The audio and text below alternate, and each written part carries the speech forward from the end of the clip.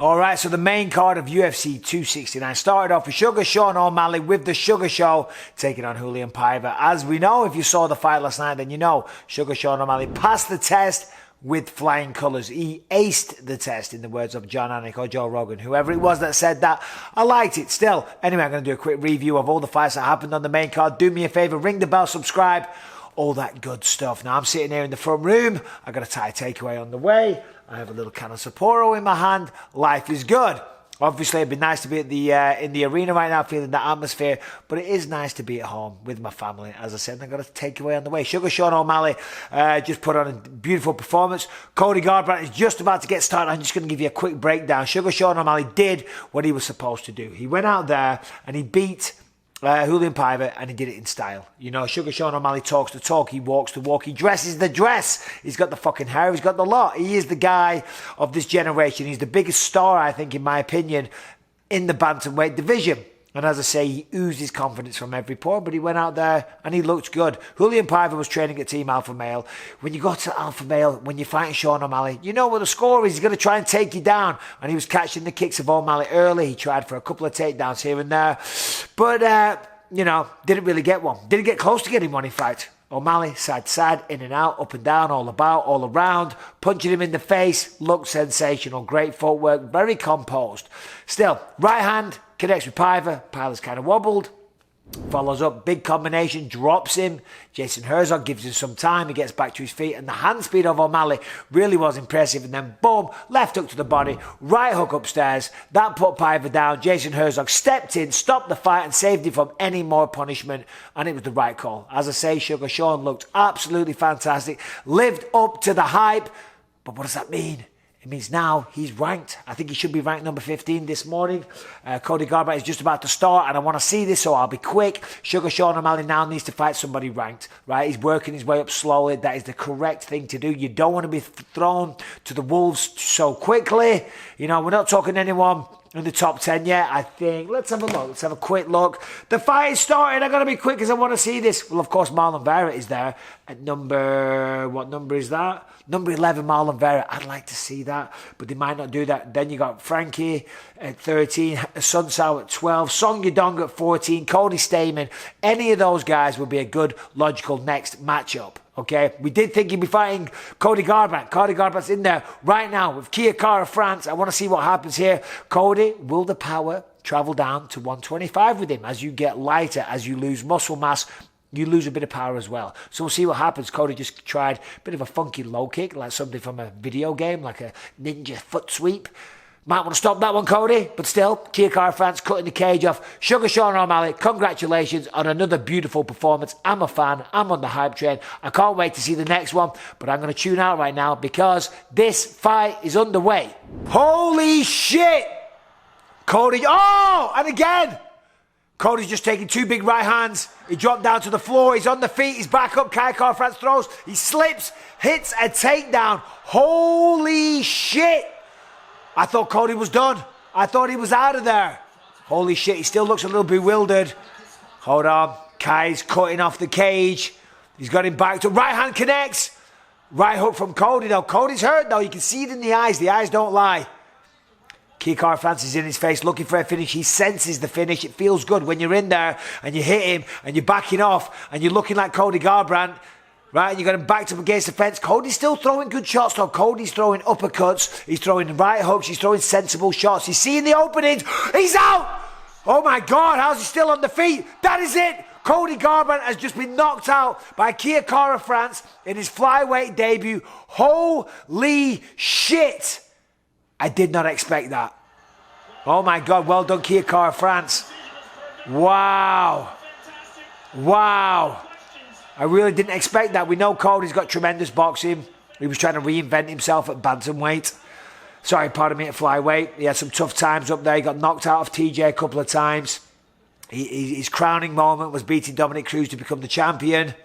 He got schooled off Rob Font, but the chin held up. He got knocked out of Pedro Munoz, and he went down to 125. And he made the weight with no problem. I'm seeing right here, big sign of class. Kia France on his knees, hugging him. saying nice words, the shaking hands. It's beautiful to see. Well done, Kia. You're a class act, man. But that was a vicious beatdown. Here's the replay. So he's coming in. It's a jab. He faked the jab. A right hand over the top. It sat Cody right down. Cody tried to get up straight away. Here he is again. Kia controls him with the jab arm. Boom, right hand, knocks him into the fence. Cody's backing away, calling him on, actually calling him on. And then here he is against the fence. Fakes the jab, doesn't extend it all the way. Right hand, boom, uppercut. Cody goes down. Right hook, puts him down one more time as he tries to get up. And that is it. Kia of France. Holy shit. Absolutely sensational. I mean, that was impressive. I don't think anybody saw that. Cody definitely didn't see it. Man, of France, got to keep an eye on this guy. Cody Garbrandt, Cody no love. Man, it's a tough pill to swallow for Cody. You know, at one point he was on top of the world. He was the champion of the world. He was making a lot of money. He was spending a lot of money. I like Cody a lot. He's a great young man. He's very respectful. Seeing what he did after he won that belt, giving it to the kid there. I'm not sure if it was cancer or leukemia or what the exact illness was, so forgive me for that. But it was beautiful to see what he did and how he handled it. I think going down to flyweight wasn't a good idea. I mean, obviously it's easy to sit here and say that now when he just got knocked out. But when you go through those kind of weight cuts, it affects your ability to take a shot. I say it all the time, and I know I sound like a broken record, but it really does. It really does affect your ability to take a shot. Down at 185, I couldn't take a punch as well as what I could at 205. Unlucky Cody. You know, I just saw him there, he just kind of unwrapped his glove. I hope he's not going to retire. I hope he doesn't make any rash decisions. I'm sure Cody still has lots to offer this sport. Unlucky, buddy. That's the way it goes. You dare to be great. But tonight belongs to this man. Holy shit. All right, listen. I know we had a fight between Jeff Neal, Santiago Ponzinibbio, and that was a great fight. Let me mute this. But I had my Thai takeaway as I was doing that, so I wasn't able to report on that. My plan was to do all the fights at the end. But Amanda Nunes just got beat, which I can't fucking believe because the fight started, Pena came out, and Nunes was just all over. She just looked like a different class altogether. Dropped her with the first leg kick, dropped her with another kick, controlled her on the ground. When Pena tried to get a takedown, she threw a hip throw, controlled all over the first round. Right, clear 10-9, domination, looked like she didn't have a care in the world. But then in the second round, I'm looking at the replays right now, pair of them started throwing down. Pair of them started landing shots. Hold on, here's the finishing sequence actually, because I didn't quite see it. As Nunes hit the deck from getting taken down from a body lock, she tapped on the floor. She tapped. I didn't see it from the initial angle. So yeah, round two starts. They start swinging punches. Started getting a little sloppy. Both ladies were connecting with frequency, right? Nunes was hurt. Juliana Pena was more hurt, I would say. She had a lot of swelling on her face. Looked like she was wearing it more. But she stayed in the face of Amanda Nunes and she kept forcing her, right? And she kept landing with more and more frequency. And then when she got the takedown, she took the back. Well, she took the back. She didn't have hooks in, but she locked up the choker. She hit the floor and Amanda Nunes tapped out. Oh my God, the lioness, the female GWOAT has just been beaten. There she is. Amanda Nunes taking off her wraps right now. She's taking off the gloves. I doubt she's going to retire. I would assume that they would run this fight back immediately, but you never know. Maybe she does retire. Maybe she says, listen, I've got a daughter now. Maybe she says, I'm done. Or maybe not. Who knows? Well, let's just find out. Maybe we'll have the fucking interviews first, Bisping, and then we'll know. Well done to Juliana Pena. I did not see that coming. Not at all. A lot of people, if you put money on Juliana Pena, you want a shit ton of cash tonight. Pena was talking a lot of shit at the press conference. I thought she was just trying to convince herself more than anybody else. But hey, listen. Hey, look at that. Look at that. Fuck me. One of the biggest upsets in the UFC ever. Maybe the biggest ever. I don't know. I don't think anybody saw that coming. Apart from maybe Juliana Pena. But holy shit. Hey, credit where credit's due. She got her ass kicked in the first round. Didn't take a lot of damage, but it's not how you start. It's how you finish. And she finished with getting a goddamn hand raised. Joe Rogan is about to walk in there right now. I'm in shock. Rebecca, are you there in the background? They're hiding behind me. The fat pigs. Okay, what did you have? Spring rolls, chicken satay. What else? Penang curry. You know, Amanda Nunes always kind of had issues with her cardio back in the day. She did. That was one of her weaknesses, but she seemed to fix that. But then in the middle of battle, when you're getting hit with shots, and then someone goes to choke you out, a lot of the time you tap just because of sheer tiredness. It's like sometimes when you're getting guillotined, it doesn't feel that tight, but you tap anyway because you can't breathe already. Let's have a listen. This might be the biggest upset in the history of the sport, but you said what you were going to do, and you did exactly what you said. Hold on. I told you! Don't ever doubt me again! Willpower, strength, and determination, it will take you places! Willpower, strength, determination will take you places. Takes you right back into a rematch though. Yeah, they were just kind of throwing down there in the second round, both of them. It wasn't the prettiest striking, to be honest. Both ladies just kind of throwing. But Pena, she toughed it out. She stayed in the pocket. She was willing to trade, willing to exchange shots, willing to eat a few, to land a few. And of course, her punches obviously had a lot of impact. I'm still in shock, to be honest. I couldn't believe it. As I say, we just had some food. I was sitting down there kind of going into a food coma. I was expecting a very pedestrian, easy performance for Amanda Nunes. I thought she'd go out there, dominate this fight from start to finish. I thought I'd watch the main event and then maybe do this at the end. But then when that happened, I jumped out of my goddamn seat. Could not believe it. And I'm sure I'm not the only one. I'm sure everyone watching this fight right now can't believe it. But still, I'll shut up. And it's the main event coming up now, though. Dustin Poirier, Charles Oliveira. Let's go.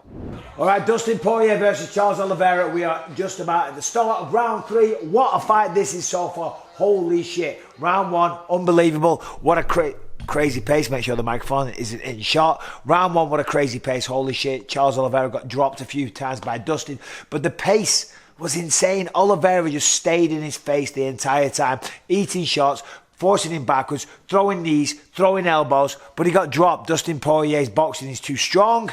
Put him down a few times. Round 2. I don't want to talk. The fight's going on. Here's Charles Oliveira in round 3, just about to take Dustin down again. If you've seen the fight, you know in round 2, Dustin got taken down and controlled for most of the round. Joe Rogan was saying that maybe there was something wrong with his rib. Maybe there's something going on with him. Why isn't he trying to get back to his feet? The reason he wasn't trying to get back to his feet is because he's against Charles Oliveira. And if he opens his guard and tries to get to his feet, he can have his guard passed and potentially get submitted. By having the guard closed, it's a much, much safer area. Right now, though, Charles is on his back, trying to get the rear naked choke.